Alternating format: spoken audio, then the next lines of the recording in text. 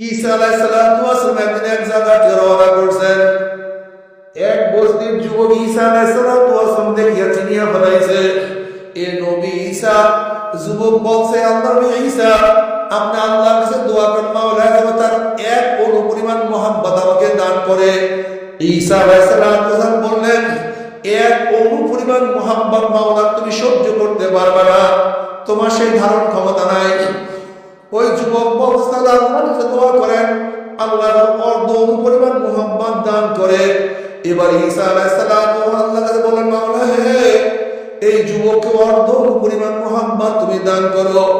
ঈসা আলাইহিস সালাম দোয়া করিয়া চলিয়া গেলেন। অনেক দিন পরে সেই বস্তিতে আসার পরে ঈসা আলাইহিস সালাম চিন্তা করলেন, যে যুবকের জন্য অর্ধ অণু পরিমাণ মাওলার মোহাব্বতের দোয়া করছিলাম, সেই যুবকের অবস্থাটা কি? গ্রামবাসীর কাছে পৌঁছে সেই যুবক কোথায়? গ্রামবাসীর কাছে সে তো অনেক আগে ঘর ছাড়িয়া বাড়ি ছাড়িয়া চলিয়া গেছে।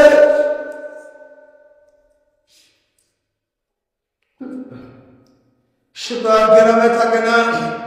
অনেক খোঁজাখুঁজি করার পরে যুবকের সন্ধান পায় না। এবার আল্লাহর কাছে বলে, মাওলা হে, সেই যুবকের সাথে সাক্ষাৎ করতে চাই, দেখা করতে চাই। আল্লাহ বলেন, যাও পাহাড়ের মধ্যে যুবক আছে।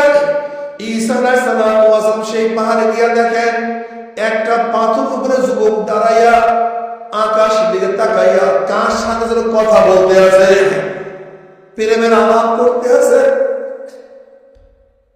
গভীর মনোযোগের সাথে কথা বলতে আছে। নবী ঈসা আলাইহিস সালাম সালাম দিলেন, আসসালামু আলাইকুম আমি ঈসা। কিন্তু যুবক কোন সালামের জবাব দেন না। আবার বলেন, আসসালামু আলাইকুম আমি ঈসা। যুবক সালামের কোনো জবাব দেয় না। আবার বলেন, আসসালামু আলাইকুম আমি ঈসা। এবার আল্লাহ ডাক দিয়ে বলেন, হে ঈসা, যার অন্তরের মধ্যে কলবের মধ্যে আমার অর্ধ পরিমাণ মোহাব্বত ঢুকছে, আমি আমার জাতে পাকের কসম খেয়ে বলতে পারি, আমাকে ছাড়া সে অন্য কাউকে চিনতে পারে না। আমার ভাইয়ের অন্য কাউ তাকে সাড়া দিতে পারে না।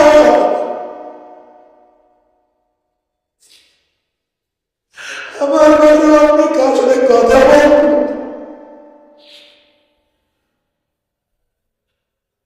ও বাবা রে, ও আমার পর্দার বাবা, আজকে মাওলার মোহাব্বতে বলে তার হুকুম কেন মানতে পারবো না? আজকে মাওলার প্রেমে পড়িয়া কেন নামাজ পড়তে পারবো না? কেন রোজা রাখতে পারবো না? আল্লাহ পাক দাবি করছেন, আল্লাযীনা আমানু আশাদ্দু হুব্বান লিল্লাহ, যারা মুমিন